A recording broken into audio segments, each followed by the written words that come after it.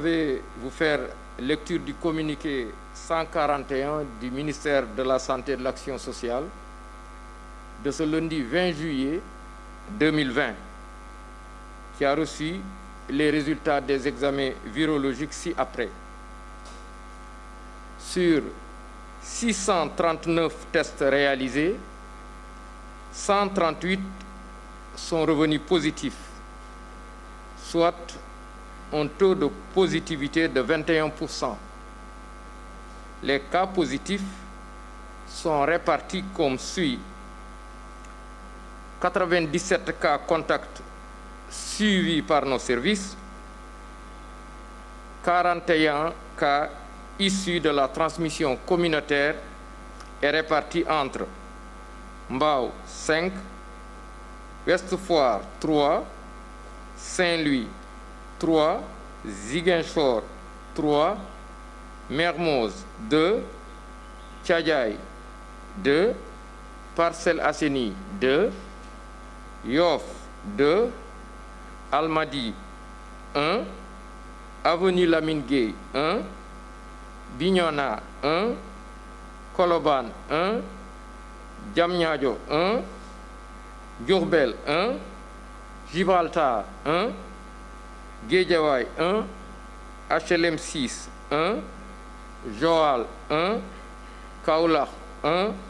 Liberté 2 1, Liberté 6 1, Mamel 1, Nioro 1, Nord Foire 1, Rufisque 1, Touba 1 et Yeumbeul 1.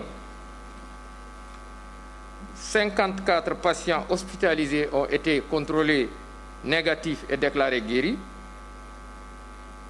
34 cas sont pris en charge dans nos services de réanimation. 3 décès ont été enregistrés ce dimanche 19 juillet 2020. L'état des autres patients est resté stable. À ce jour,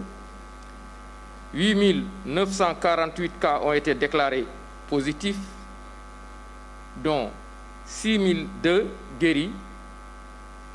170 décédés et donc 2 775 sous traitement. Le ministère de la Santé et de l'Action sociale présente ses condoléances aux familles éplorées et souhaite un prompt rétablissement aux malades encore hospitalisés dans nos services. Le ministère de la Santé et de l'Action sociale réitère ses recommandations aux populations, surtout au respect des mesures barrières qui impliquent une distanciation physique d'au moins 1 mètre dans les lieux publics et rassemblements, le port obligatoire de masques, le lavage des mains en cette période d'organisation et d'intensification des marchés, mais également des voyages à l'occasion de la fête de Tabaski. Toutes ces mesures sont à respecter de manière stricte. Mais également, le ministère de la Santé et de l'Action sociale rappelle aux patients qui sont suivis ou qui sont porteurs de maladies chroniques et qui doivent faire l'objet de rendez-vous fréquents, qu'ils puissent toujours aller se rendre au niveau de leurs médecins qui sont au niveau des structures sanitaires et que les services de santé continuent de travailler comme auparavant. Il recommande également aux enfants en âge d'être vaccinés de respecter les rendez-vous et de rester dans le calendrier vaccinal, mais également les femmes enceintes de poursuivre les consultations prénatales, mais également les femmes accouchées récentes qui doivent également veiller au respect de leur rendez-vous. Je vous remercie de votre attention. Assalamu alaikum mbokk yi, ma jottali leen communiqué bi bàyyeekoo ci ministère de la santé et de l'action sociale tey altine ñaar fukki fan ci weeru juillet bi ñu nekk. Ministère de la santé et de l'action sociale jot na résultat examen virologique yi may waaj a lim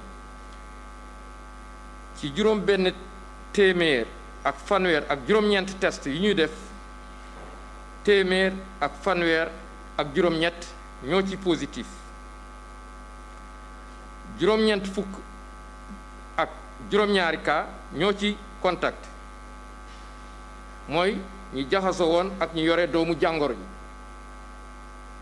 juróom-ñeent fukk ak juróom-ñaar ñoo ci cas contact mooy maanaam ñi nga xam ne dañoo jot feebar bi te dañoo jaxasoo woon ak ñi yore doomu jàngoro ji ñeent fukk ak benn ñoo ci cas communautaire mooy ñi nga xam ne dañoo jot ci doomu jàngoro ji waaye dañoo xamul fan lañ ko jëlee ci ñooñu nag Mbao am na ci juróom Ouest Foire am na ci ñett Saint-Louis am na ci ñett Ziguinchor am na ci ñett Mermoz am na ci ñaar Thiadiaye am na ci ñaar Parcelles Assainies am na ci ñaar Yoff am na ci ñaar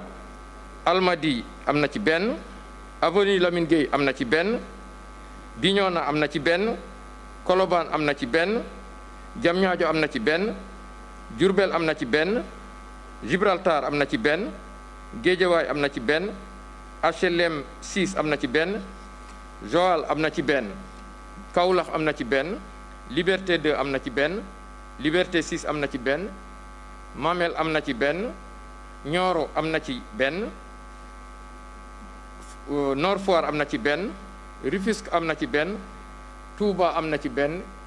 Yeumbeul am na ci benn